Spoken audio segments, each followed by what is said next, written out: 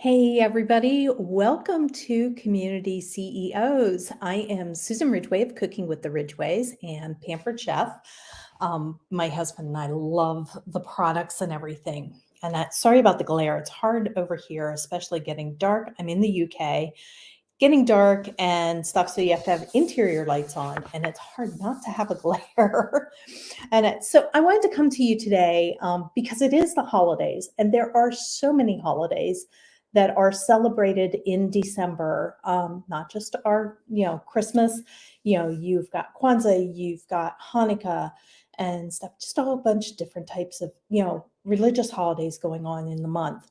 So I wanted to come on and talk a little bit about some of the holiday breads from around the world because, bread is kind of a tradition at any holiday and up for any country and stuff.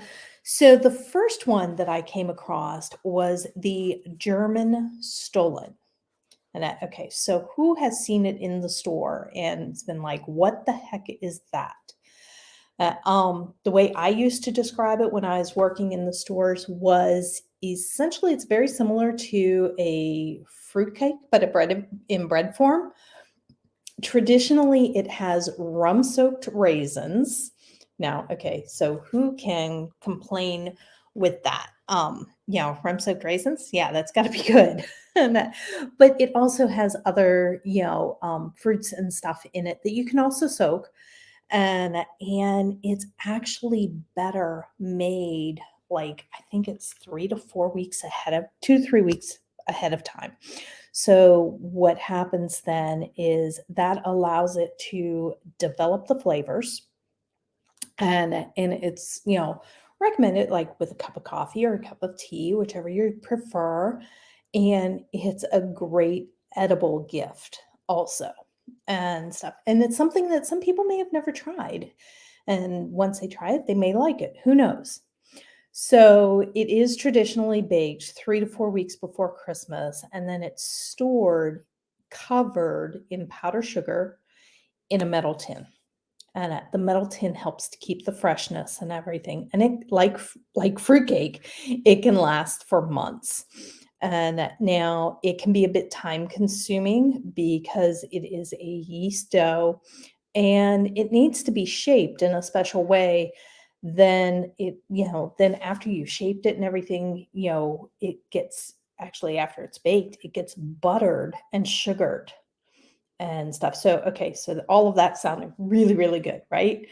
I mean, who doesn't like a bread that has a nice glistening butteriness to it and stuff? But Stolen is a bit different. It is on, usually on the denser side, because if you pick it up in the store, it is kind of heavy. And some stores may not carry it because they may not have the market for it.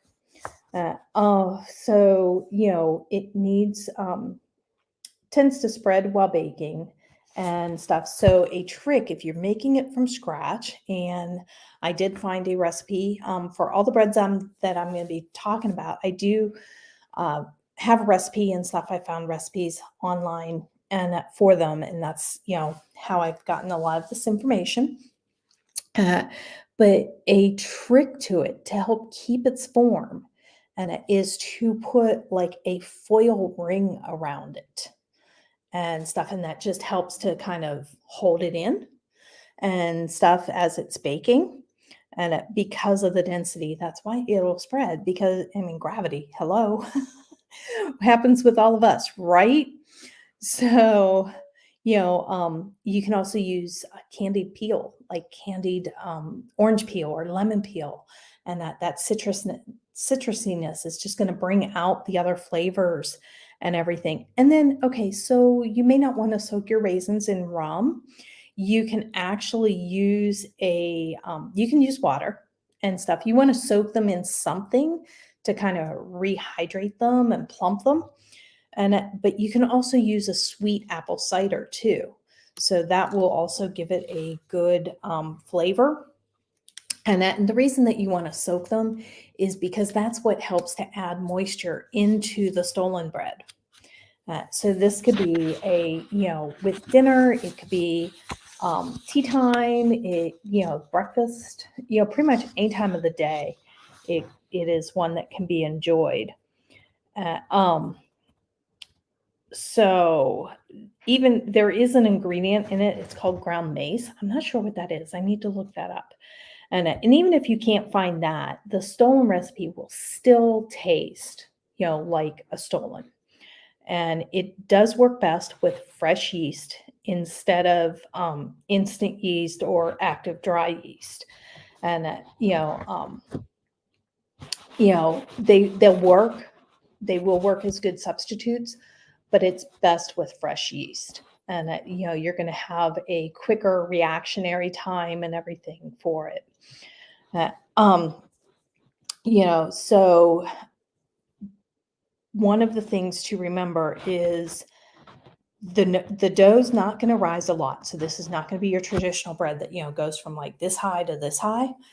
And it's not going to rise a lot because there is a lot of fat and stuff in it, and the added fruit and peel.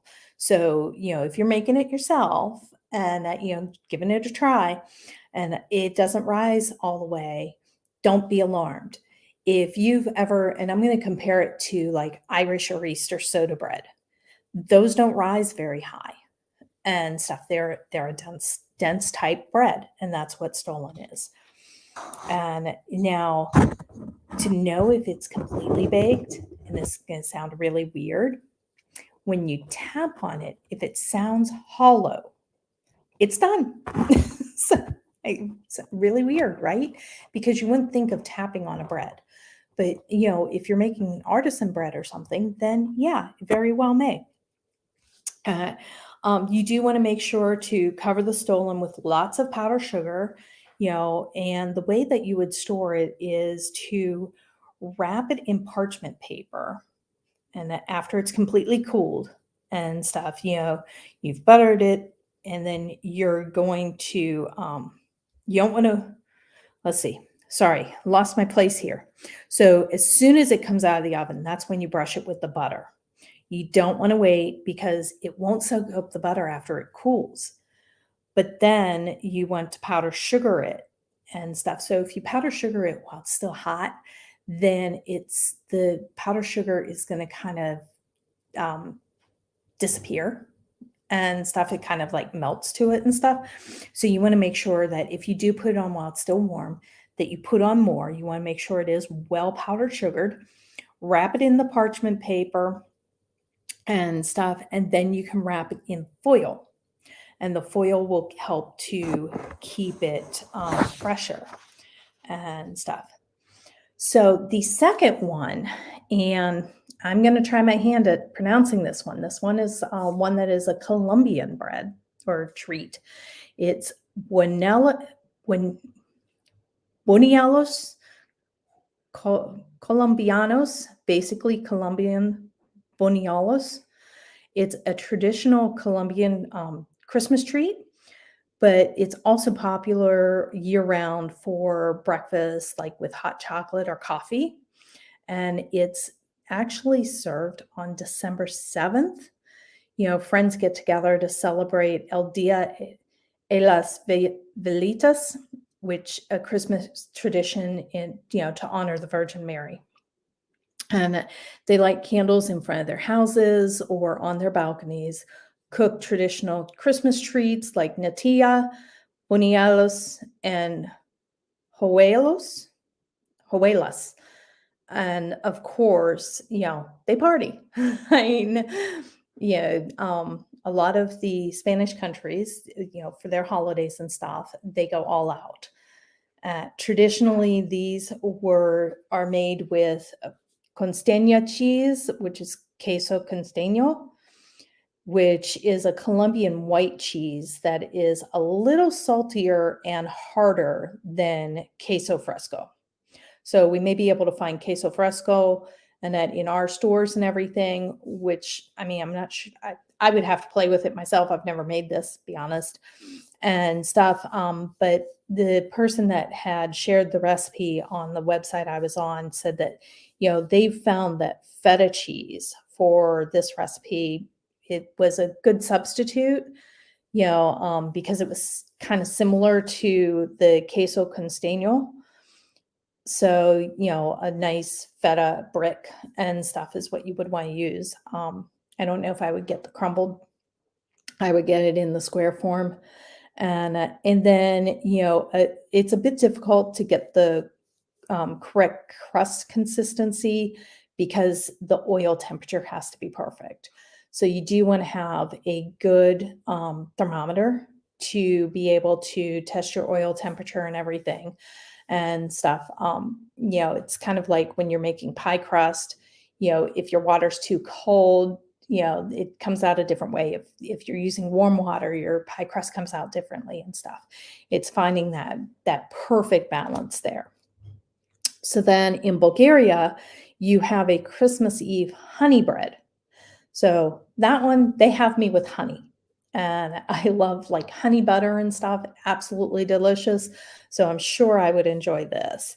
And it is topped with honey and decorated to celebrate abundance in the coming year.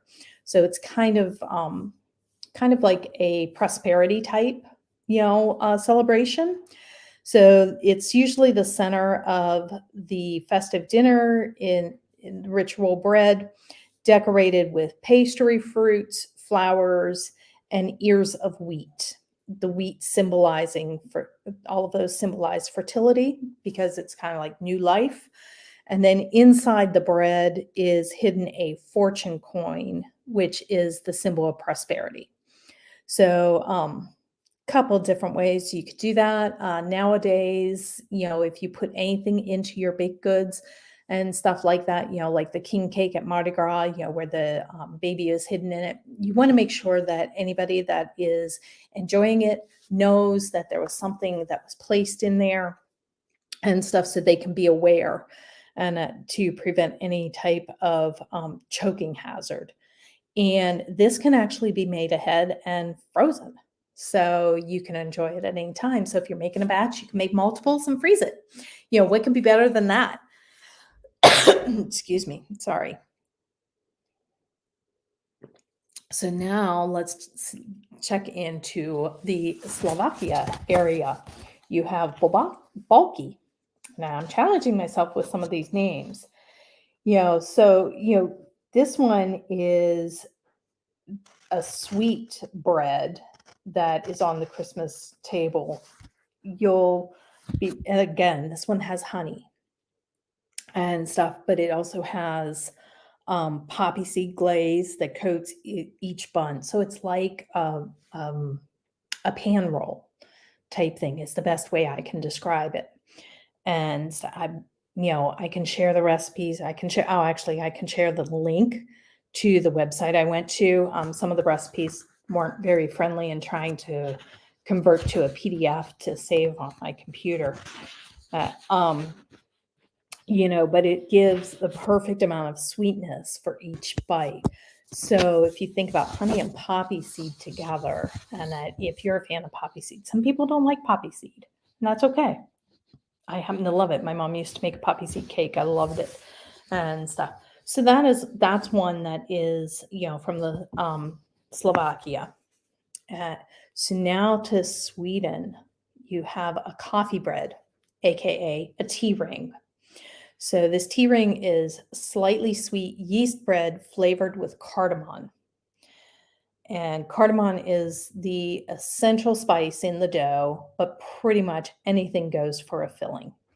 So if you imagine this flavorful dough that has wonderful fillings, like raisins or cinnamon sugar or sliced almonds, little dabs of almond paste, in the filling is lovely as well. Now, do be cautionary if you are having a gathering. Make sure if you have almond paste in a recipe that everybody knows, because anyone with a nut allergy could have a reaction to that and stuff. Just a, PSA there. You would hate to be having this wonderful celebration and somebody have an allergic reaction to something. And this is actually a braided loaf, which looks gorgeous in the pictures when done. And, stuffed you can stuff it, you can form it into a wreath to make it more festive. And, of course, you can make an actual loaf. And a cream cheese filling would be really nice with this too, with a little sugar and egg yolk and a dash of vanilla. Then you could even add in some diced apples or diced peaches and stuff just to give it a little bit more of a texture. And that would actually kind of bring it to a breakfast type pastry and stuff, which would be really, really delicious. All right, so many of you are going to recognize this one because there are displays, in a lot of the grocery stores this time of year. This one, Panettone. I always thought Panatoni was from Mexico. Come to find out it's from Italy. I was actually surprised and stuff. Now, a lot of the Spanish countries do enjoy it as well. And you find as you research different, foods and everything from various countries, and sometimes they all kind of relate back to each other. I mean, there's Spanish dishes that go back to Italy. There's Greek dishes that go back to Italy. They just kind of all, came off of one another and made their signatures. And so this is a traditional Italian Christmas sweetbread. It's not too sweet, but it is a yeast bread, and usually it's filled with raisins and candied fruit. Sometimes it'll have chocolate chips in it. So that would be the one I would go for, because honestly, I'm not totally a fan of candied fruits. And my days of trying fruitcake and stuff kind of ruined me on those. But I will try them in some things. But I would definitely go for the one with chocolate chips, because let's face it, anything with chocolate is better, right? So it's a delicious way to celebrate the holidays. It originated in Milan, and the traditional version actually takes 3 days to make. Okay, who has 3 days to make a Christmas pastry? So the top tips is, again, double checking the temperature of the water that you add to the dough. You go too hot and you kill the yeast. But if you go too cold, then the dough won't rise because the yeast won't activate. Yeast needs some warmth and humidity to activate. The fruit or the chocolate-filled sweetbread, takes a tall dome shape and is best served when soft. Great to pair it with a cup of espresso. For me, it would be more of a cappuccino or a latte. And it really should be eaten within 2 to 3 days of being made. That's when it's going to be the freshest, and that's when you're going to have the best flavor profile from it.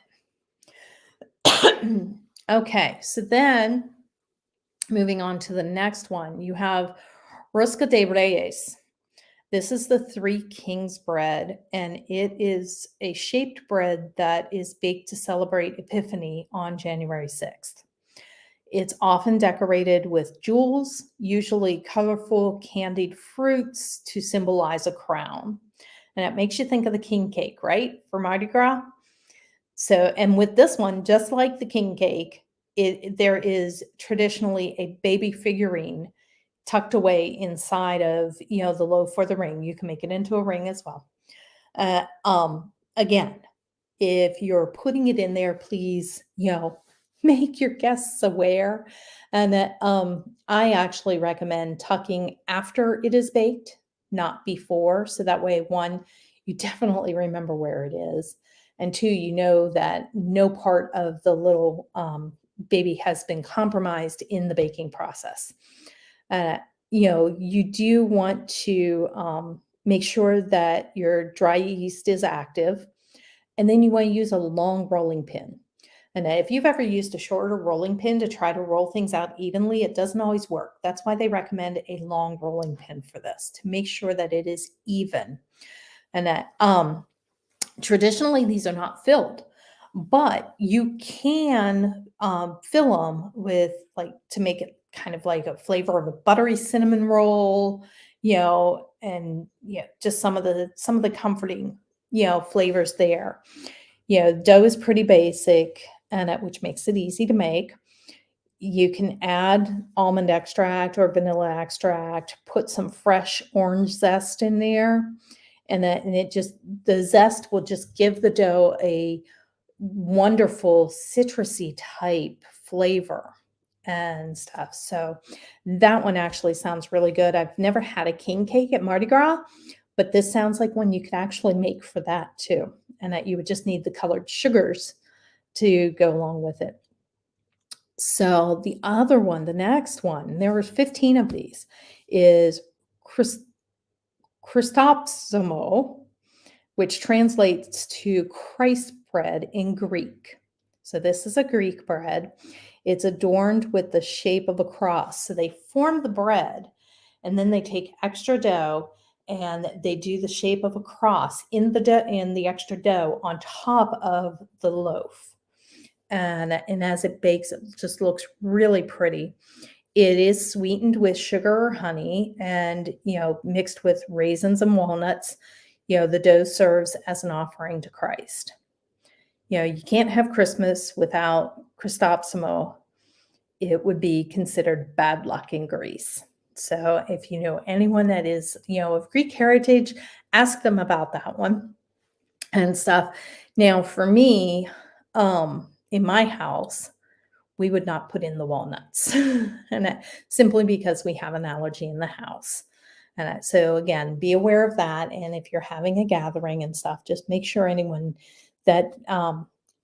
knows that there is an allergen in the product, in the pastry and stuff, just so that way they can avoid it. It's not to single them out, it's to make sure they are safe. So the next one is Kozunakunuka. And this is a Romanian version of the Panettone. It's a soft roll that requires a lot of kneading. So that means that it's going to take some time to make this. It's got raisins and walnut paste, and then you add extra bursts of sweetness, without overpowering the delicacy. So the raisins will add that little extra sweetness and stuff to it. Now, another one that you can try out is Vanakka. It's a sweet braided fruit-filled bread that is meant to loosely resemble the baby Jesus wrapped in swaddling clothes. So Czech women who bake Vanakka would jump up and down while the bread was baking to encourage the dough to rise. Okay, so who as a kid would go running through the kitchen when your mom had something in the oven and then all of a sudden you're getting yelled at to stop it because whatever's in the oven is going to fall? And so to hear that, women would sit there and jump up and down while it was in the oven in hopes that it would rise is kind of like, oh my gosh, that's like totally against anything I've ever been told in my house growing up and stuff. We were actually yelled at. And even a pie and stuff, mom didn't want us running through the kitchen whenever she had a pie in the oven. Okay, so Southern yeast rolls. Who loves a good Southern yeast roll?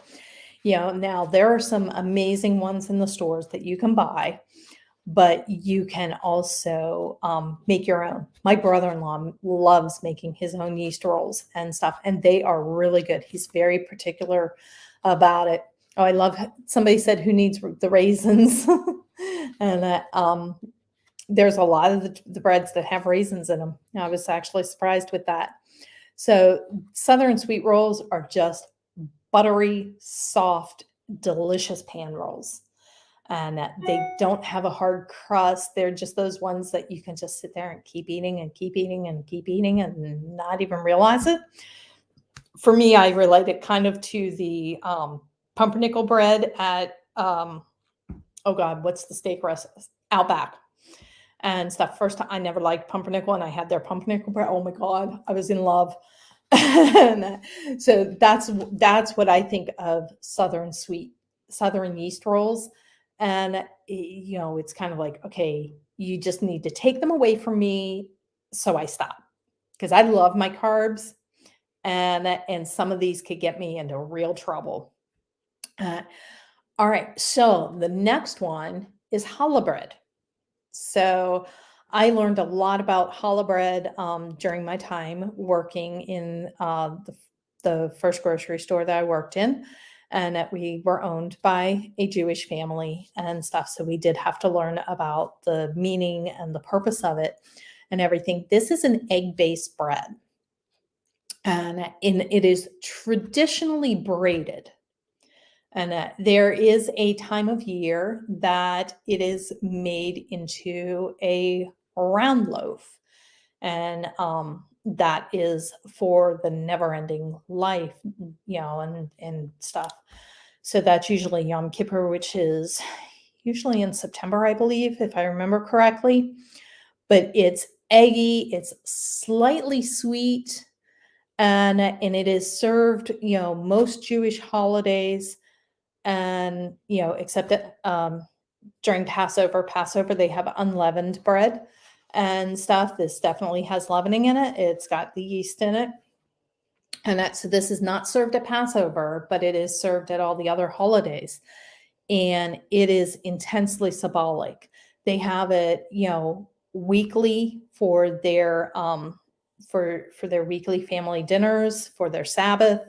And it's braided so that you're able to pull it apart and stuff. Usually, traditionally, most of the ones I've seen have just been 3 braids, but I have seen ones that have more, so that way you have more like little knots on the loaf and you have more ability to pull apart.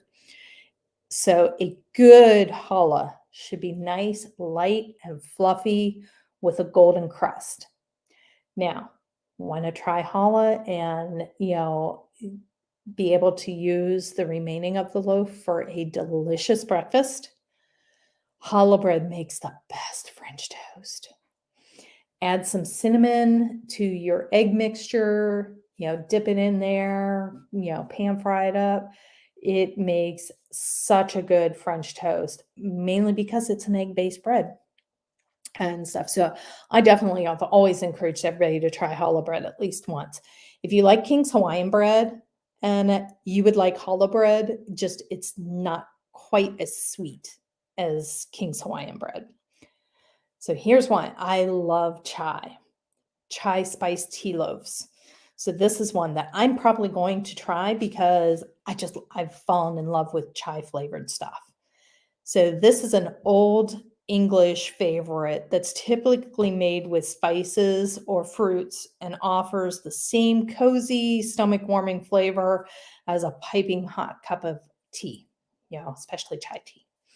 It's perfect for mingling of sweet and spice. A lot of times you think spicy and sweet, they're going to battle, but actually with chai plays nicely with almost anything.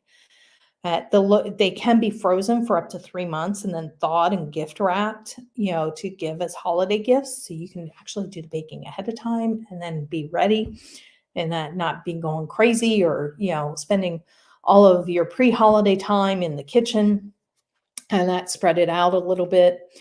So when you're ready to share it, you want to thaw it at room temperature, unwrap it to prevent any condensation, built up from being inside the foil. So I